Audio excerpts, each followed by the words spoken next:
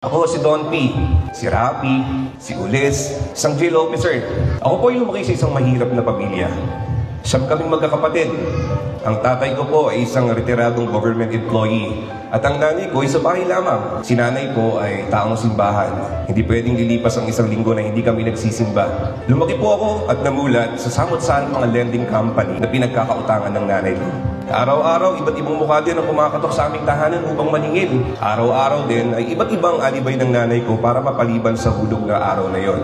Bukod pa doon ang mga utang namin sa mga kakilala at mga kapitbahay.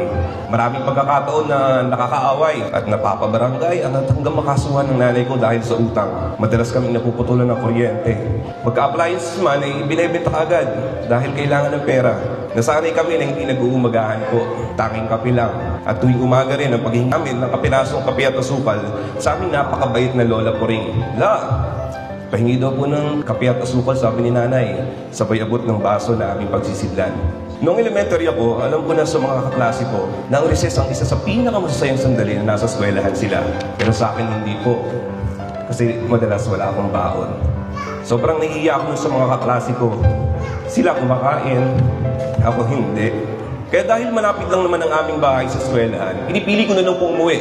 At bumabalik na lamang kapag narinig ko na yung bell na nagbibigay hudyat na resume na ng klase. Sobrang thankful na ako noon kapag ang pisang kong si Chong ay hinahati po niya ang baon niya para sa aming dalawa. At sobrang galak na ang puso ko kapag umuwi ako ng tanghali na kahit papano ay may ulam na naghihintay sa bahay. Kombinasyon ng mantika bagong, mantika toyo, bonus na lang kung may sitsiriyang sirena o bangus. At sobrang sayang-saya na ako nun kapag may sinuklog, panutsa. Alam niyo po yun? The best combination ng ulam namin noon. Simple lang ang pangarap ko noon. Sabi ko, balang araw, magkakaroon din kami ng nakatiles na CR. Kasi para sa akin noon, yun yung sukatan ng nakakaluwag-luwag sa buhay. Noong grade 3 ako, may pagkakataon po noon na kailangan timbangin ng mga estudyante. Dahil Agustin ako, nasa unahan. Kailangan tanggalin yung tsinelas. Tanda-tanda ko nung hindi ko maiwanan yung tsinelas ko.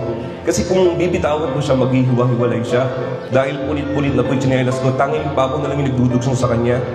Sabi ko, sana noon pa lang nauso na po ang cellphone. Dahil magmula pagkabata hanggang i-deliver ko po ang aking valedictorian speech ng kinder and grade 6. Wala po kaming naitabing larawan ko. Dahil hindi namin afford na magbayad sa mga litratista. Sabi ko, ano kayong itsura ko nung bata ako? Sana cute. Kasi madalas po semi-kalbo lang yung gupit ko noon. Keso para mas matagal humaba. 200 lang po ang bayarin sa school.